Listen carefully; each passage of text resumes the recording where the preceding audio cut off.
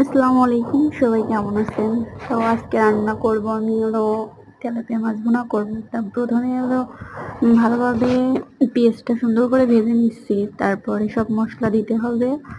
তো মাছটা প্রথমে ভেজে নিছিলাম, ভেজে নিয়ে উঠে রাখছি। এখন মশলাটা ভালো করে সুন্দর করে কষাতে হবে।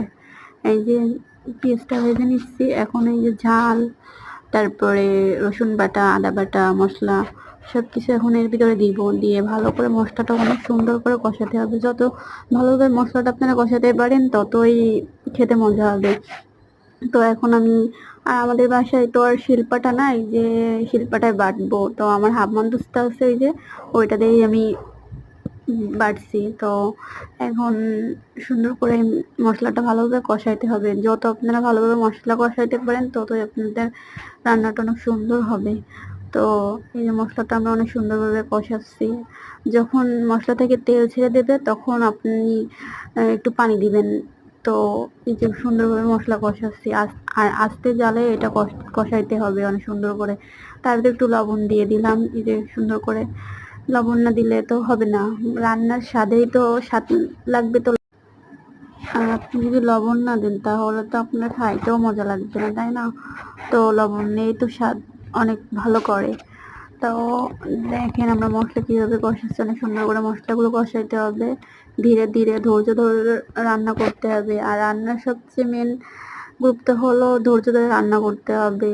আর তাড়াহুড়ো করলে সে রান্না খাইতেও ভালো লাগবে না, ভালোও হবে না। তো আস্তে আস্তে ধীরে ধীরে, আর যত বেশি মশলা আপনি কষাবেন ততই আপনার খেতে মজা লাগবে। যে কোনো রান্না আপনি ভালোভাবে আগে মশলাগুলো কষাইতে হবে সুন্দরভাবে। এই যে আমি মাছগুলো ভুনা করব, তেলাপিয়া মাছ ভালো করে ভেজে নিচ্ছি কেচি কেচি করে কেটে। তো আপনারা এরকমভাবে ভুনা করবেন, অনেক সুন্দর লাগবে। তো দেখেন আমি কিভাবে ভুনা করতেছি। তো ভিডিওটা অনেক লং হয়ে যাচ্ছে, তো সরি, ভুল হলে আপনারা ক্ষমা দৃষ্টিতে দেখবেন। তো লং হয়ে গেছে ভিডিওটা, আর আমি তো অতটা বুঝিও না ভয়েস দিতে। তো আমার ভয়েসের ভিতরে যদি কোনো কিছু ভুল হয়ে থাকে তাও ক্ষমা দৃষ্টিতে দেখবেন। তো দেখেন আমি কিভাবে মাছটা ভুনা করে, এখন একটু পানি দিব সুন্দরভাবে। এই যে একটু হলুদ দিয়ে নিচ্ছি, হলুদটা দেওয়ার পরে হলুদ দিয়ে কষাতে হবে, আর একটুখানি দেওয়ার পরে এখন একটু পানি দিব, দিয়ে আমি সুন্দর করে কষাবো। কষায় তারপরে মাছ দিব। দেখেন কিভাবে আমি রান্না করি। হ্যাঁ, সো আপনারা সবাই আমার সাথে থাকবেন ভিডিওটা দেখার জন্য, আপনাদের ধন্যবাদ। হ্যাঁ, আর যদি কোনো কিছু ভুল হয়ে থাকে তাহলে ক্ষমা দৃষ্টিতে দেখবেন। আর আমার ভিডিওটা সবাই শেয়ার করবেন, কপলিং করবেন। ডান। আসসালামু আলাইকুম।